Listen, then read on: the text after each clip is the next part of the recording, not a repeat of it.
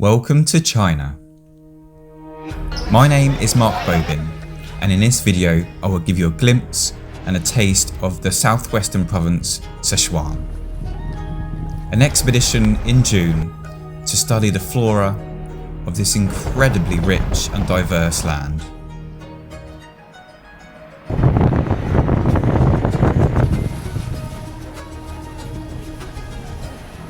Welcome to Sichuan. So our journey begins, 8 on tour, 6 travelling botanists, 2 guides, taking in some of the most spectacular views, studying the flora as we went, taking pictures. There was some rain, we tried the local cuisine and the local facilities. Sichuan has some amazing infrastructure, so travelling around the mountains, but also travelling through the mountains was a breeze with some of the most spectacular tunnels that I've ever been through. Our first call, Sichuan. A UNESCO World Heritage Site, a major Chinese tourist destination, with some years reaching more than 3 million visitors. 10,000 steps to get to the 3,099 metre high mountain. And in this land we have over 300 endemic species. Here looking at Aracema, a rhododendron faberi, a Rosa Serica subspecies amiensis, a Diptelta yanenensis, more the Aracema in surrounding foliage, Aracema wilsoni and Aracema lobatum, Abies faberi, subspecies faberi, and this is the type locality for this conifer. Hello, I'm here on Mount Mei in China, Sichuan, about 2,300 metres, and I've just found the most wonderful site, Rhododendron pingianum in full flower. I mean, look at this, most delightful rhododendron. There's 2 specimens here. Absolutely wonderful rhododendron. And then right next door we have the Cardiocrinum giganteum, not quite in flower. And then also right down here a Paris polyphylla. So we have 3 wonderful plants, but this rhododendron pingianum, look at that. Wonderful. Here looking at all parts of the plant, including the white ingementum on the undersides of the leaves. Rhododendron calophytum with a fresh new growth appearing in the middle. It was a very wet but very typical mountain weather, and the group all had their wet weather gear on, including umbrellas. Now the wonderful Paris, what I thought to be polyphylla, but actually Tibetica, due to the very long free connectives in the stamens. Ichthyoscelmis macrantha, dicentra being a synonym. Anemone prattii. And views with rhododendron faberi. Nearly to the top of this incredible, culturally significant mountain. The first Chinese Buddhist temple was built here in the 1st century. Next, Wawushan.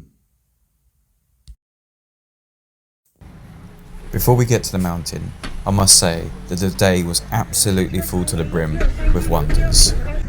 A very, very exciting time with many things that we'd seen. To get half out the mountain, we took a cable car, which gave us a bird's eye view of the surrounding landscape. As we stopped just straight outside at the Vidya Invoyu crater, and in fruit, a very lovely sight. At the top we took the walkways to take us through the thick vegetation. As I approached Jamie, he told me that he had seen a blob in the distance, perhaps a monkey. We had to investigate. So I perched my camera to get some stability and put it onto full zoom. A red panda, critically endangered in the wild. I never thought I'd be able to see one in the wild, so this was one of the most spectacular sights. Back to the plants, Cornus honkengensis. We've got Rhododendron ambiguum and Rhododendron oreodoxa. The striking colour of this perennial, Mehamia fargasii.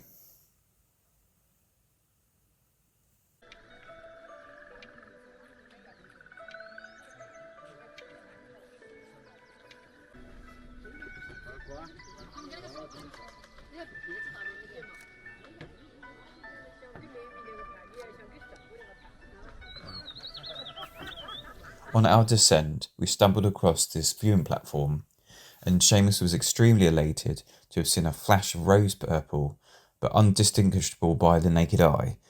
So again, we got our cameras out on full zoom, as steady as possible, to see what it was.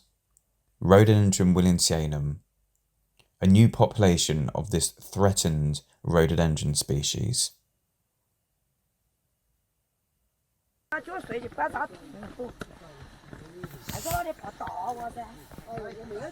We took many steps to get down to halfway again, but as soon as we got to that point, we saw many more Davidia involucrata, here surrounded by a walkway and multi-stemmed, and also some still with the bracts just about left on.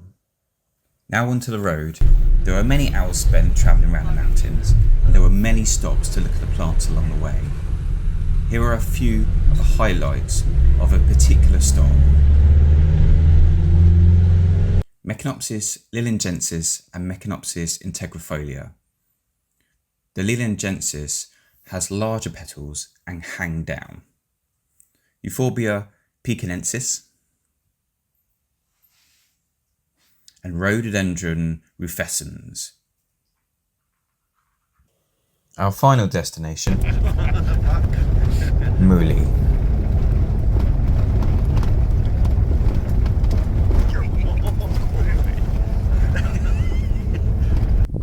Here we are at high altitude, 4,200 meters.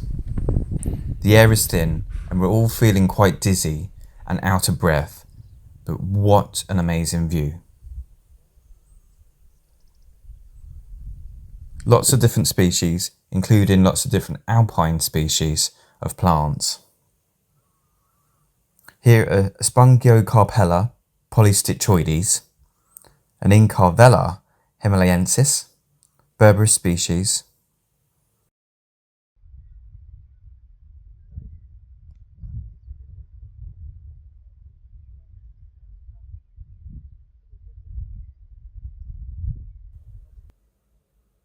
Then I took a walk over this plateau to see what I could find.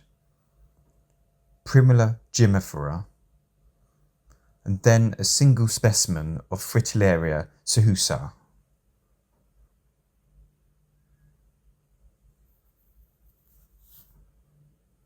Finally, Mechanopsis prattii.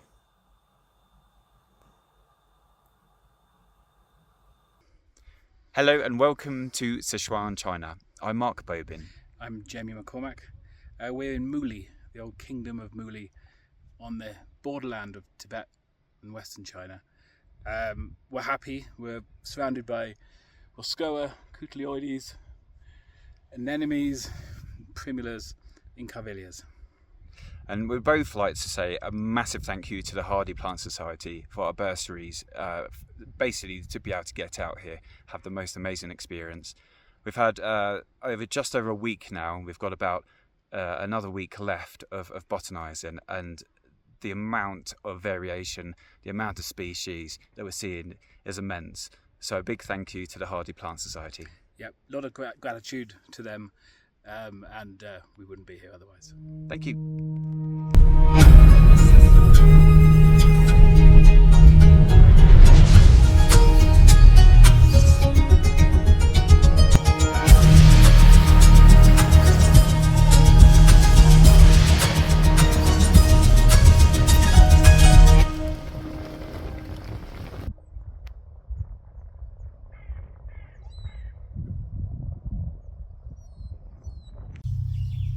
It's now January in Sussex at Bald Hill Gardens, where I'm head gardener.